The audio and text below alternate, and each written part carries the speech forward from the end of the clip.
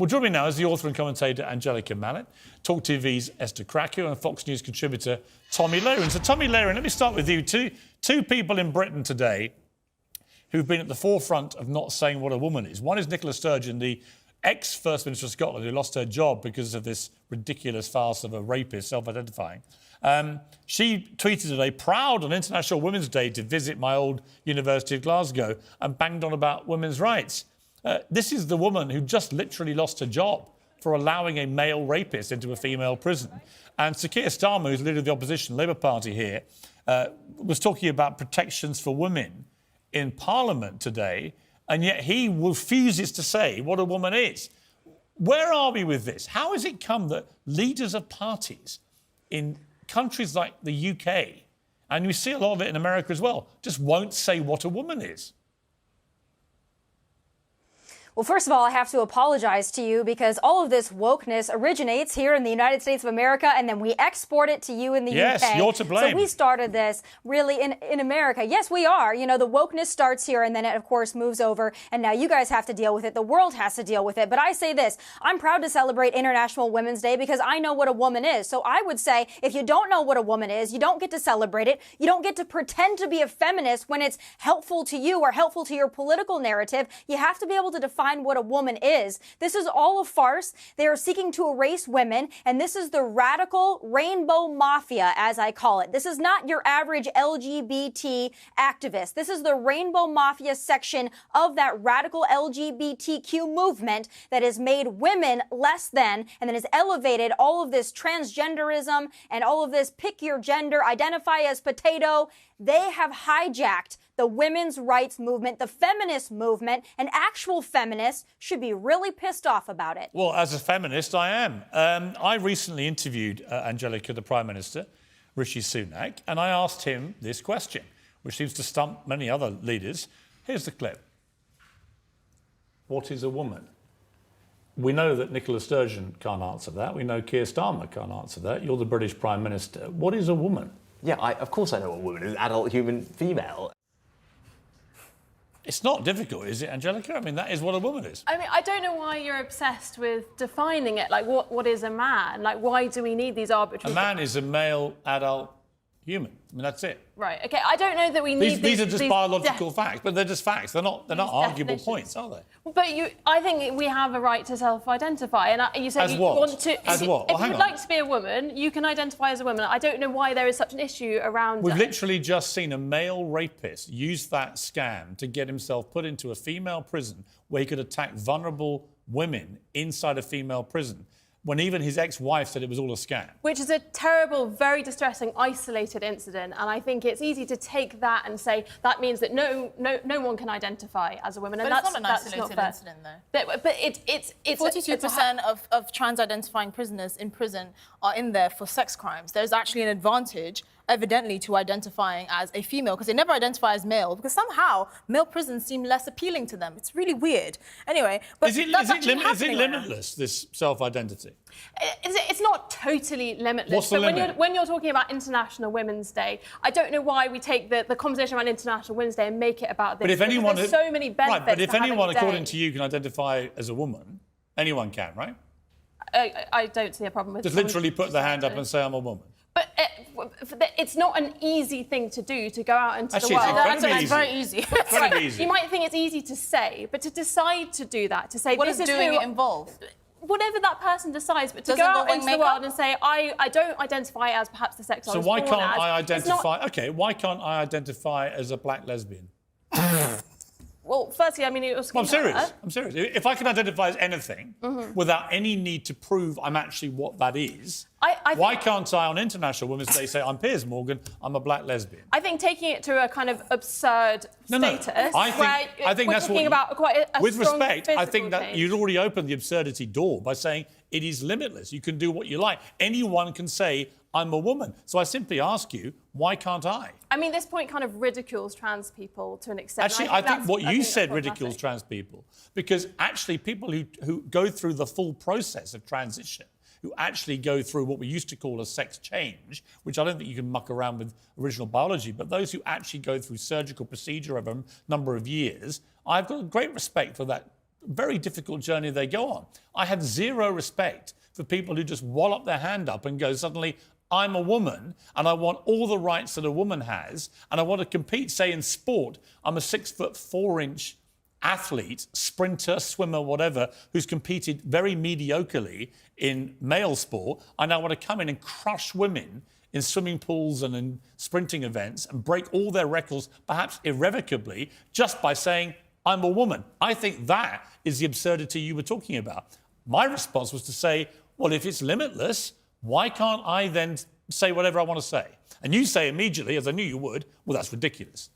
But my point is, you were being ridiculous. Well, that's your opinion. You can think I'm ridiculous, but I don't think you can say, well, it has to... I don't know why I am, but you're not. I don't think you have to say it's post-op is the only way that someone's allowed to identify as trans. The original standard the original standard for being transgender was being diagnosed with gender dysphoria, which is a legitimate condition. And now it's being, however way you feel. So if you feel on Tuesday you're a woman and on Thursday you're a pizza, that's perfectly valid. But to you, that's ridiculous. And I want to know why that is ridiculous. We should be talking about actual women on International Women's Day. That's not crazy. I mean, I agree. I think, but your idea of an actual woman... chromosomes. It's pretty It's an adult female. It's not difficult. The chromosomes are a pretty good indication. I don't think you have to be biologically female to identify Then as a you are woman. wrong, because then I can identify as a fox.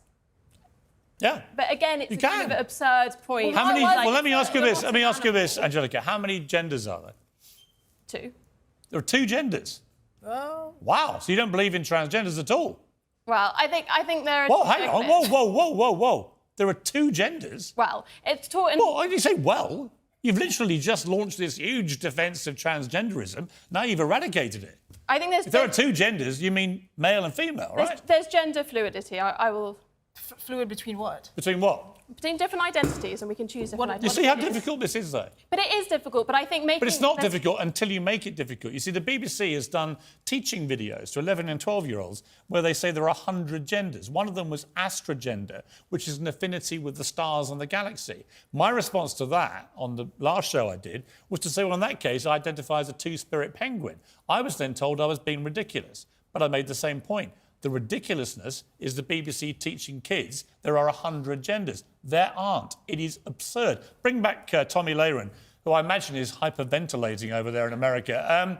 Tommy, I mean, look, I don't see why, if it's limitless, I can't just say, I'm Piers Morgan, I'm a black lesbian. Because that is where limitless self-identity takes us. It means that male rapists can say they're women and get into female prisons. It means I can say I'm a two-spirit penguin or a black lesbian, and why can't I? Because that is where it takes you.